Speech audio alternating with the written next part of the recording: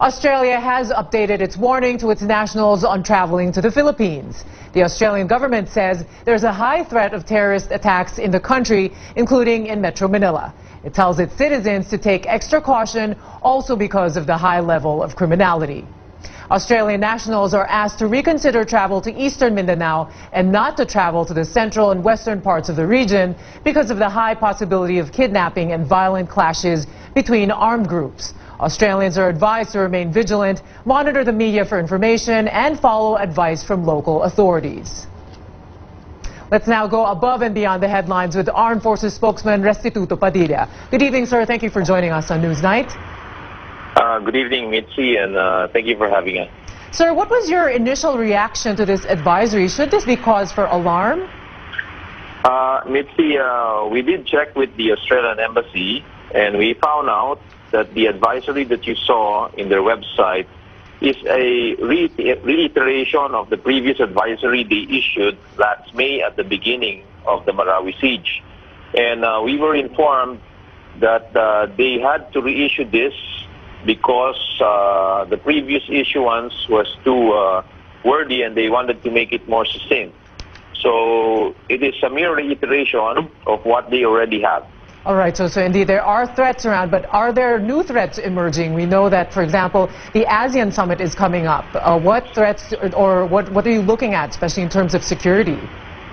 Well, so far, our monitoring has been proactive. We work closely with the police, and we have not seen anything that would undermine the hosting of the ASEAN next week.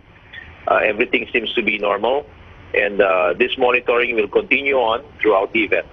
Sir, there were recent reports of Maute remnants who might be here, in fact, hiding with relatives in Taguig. In fact, they might be planning to bomb public spaces. What do you think of that, sir? Any new information around that? Well, this information has been there all along. Even at the very beginning of the Marawi siege, we have given out these advisories, and our units, together with the police, are always monitoring the presence of any terrorists who may be in the major cities. And as far as the mountains are concerned, I would rather say that, yes, indeed, this threat exists, but unfortunately, many of the family are also law-abiding citizens who have been doing their business along the lines of legal activities and legitimate ones. So it would be unfair to say that all of them may be or are involved in such activities as the other more infamous members of the family are. So what we do advise for our citizens is to remain vigilant and alert and keep their cooperation with their local security sector partners like their tanod, their barangay members, and local police, as well as military detachment if they are in the outlying areas. Thank you very much, sir, for that. And we'll be checking in with you from time to time. Armed Forces spokesman Restituto Padilla. Business leaders are gearing up for the high-level ASEAN meetings coming up soon. On the agenda, how they can help the least and the smallest businesses thrive in the market. An ASEAN Business and Investment Summit will be held on November 12 to 14 alongside the ASEAN Leaders Summit. More than a dozen world leaders and more than 30 global CEOs are invited to speak at the event. But it's not just the big names gracing the event. Startups are also welcome. We have given as much as 200, 300 tickets to many of those who cannot afford to attend an event like this. We have women entrepreneurs, micro and small. We have the youth entrepreneurs coming. We have every sector represented, including large business. A mentoring network for aspiring entrepreneurs will also be launched. This is the Philippines' major project as chair of the ASEAN Business Advisory Council. Philippine Airlines settles the $6 billion worth of unpaid air navigational charges to the national government. The amount was incurred since the 1970s up to July 2017. Company checks were turned over to the Civil Aviation Authority of the Philippines in Pasay City. The flag carrier's payment was made ahead of the December 2017 deadline. The settlement covers navigational charges PAL owes the CAAP and the Manila International Airport Authority. Nearly a month ago, PAL initially offered to pay 4 billion pesos, saying less than half of the amount demanded by the government is backed by invoices. The parents of 2 of the 44 Special Action Force commandos killed in the Mamasapano tragedy in 2015 are turning to the Supreme Court. Helen Ramakula and Felicitas Nasino are filing a petition to the High Court to review the Ombudsman's decision to supposedly downgrade the criminal liability of former President Noynoy Aquino in the botched operation.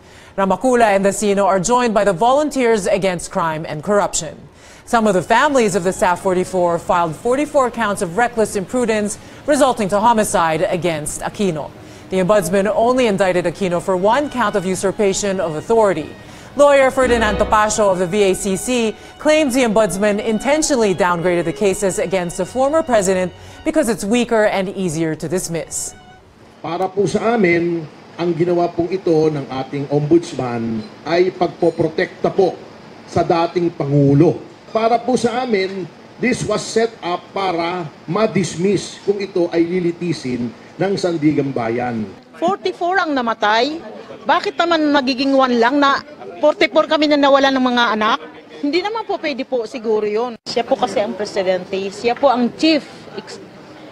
Siya po ang nag-uutos sa lahat ng gagawin ng mga staff 44 kasi siya po ang may power.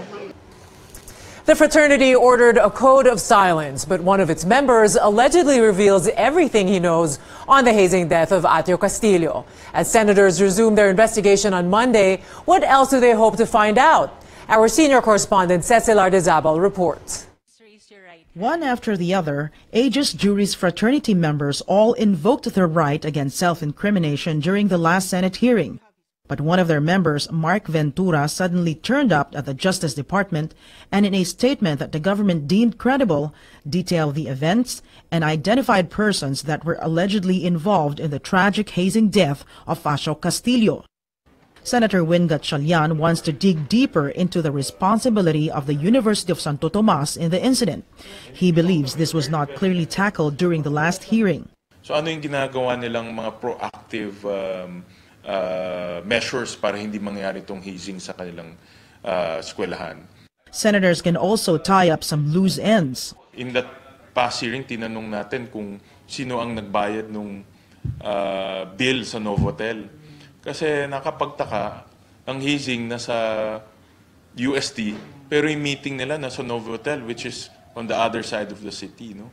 So somebody facilitated that meeting and somebody paid for that meeting in Novotel. Senate Committee on Public Order Chairman Ping Lacson says they intend to wrap up the inquiry in aid of legislation. In a text message, Lacson says the committee hopes to come up with a conclusive report recommending amendments to RA 8049 or the anti-hazing law to further strengthen some of the law's existing provisions. Lacson says those invited in the last hearing but did not attend have been served subpoenas. If they still won't appear at Monday's hearing, they could be cited for contempt and ordered arrested and detained. The fraternity's president, Arvin Balag, was cited in contempt during the last hearing for repeatedly refusing to answer questions from the senators, including the simple query if he was the president of Aegis Juris Fraternity. Balag remains detained at the Senate office of the Sergeant at Arms. More than 1,000 inmates riot inside their cells in the Quezon City Jail. The cause? Spilled water. City Jail Warden Ermelito Moral says someone from the Bahala Na gang who was on the 2nd floor spilled water from the dispenser that leaked into the Batang City Jail cell below him. Batang City Jail members thought the rival Bahala Na gang was trying to pull a prank on them. This led to a heated argument and the throwing of chairs, rocks, and other objects at each other. The jail superintendent says the inmates were locked up inside their cells. BJMP personnel and Quezon City Police SWAT team immediately intervened and controlled the situation.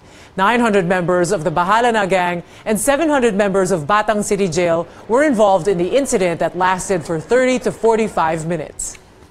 Wala pa namang naulat na saktan, yun lang binabangungot kasi nga iniraras nila palabas para may lagay sa infirmary namin. Natabig yung tubig at nasa baba natutulog yung mga batang City Jail. Ayun, hindi nila nagustuhan. At sa maagap na pagresponde ng ating hepe ng PNP, dito sa nakakasakop na lugar na ito ay agad namang nasawata sila. BJMP spokesperson, Jail Senior Inspector Xavier Solda, confirms to CNN Philippines 1 is dead and 11 others are wounded because of the riot. Those 11 were wounded. Meron lang silang mga minor bruises, and fortunately, meron tayong doktor assigned at Quezon City Jail, so siya na lang nag-attend.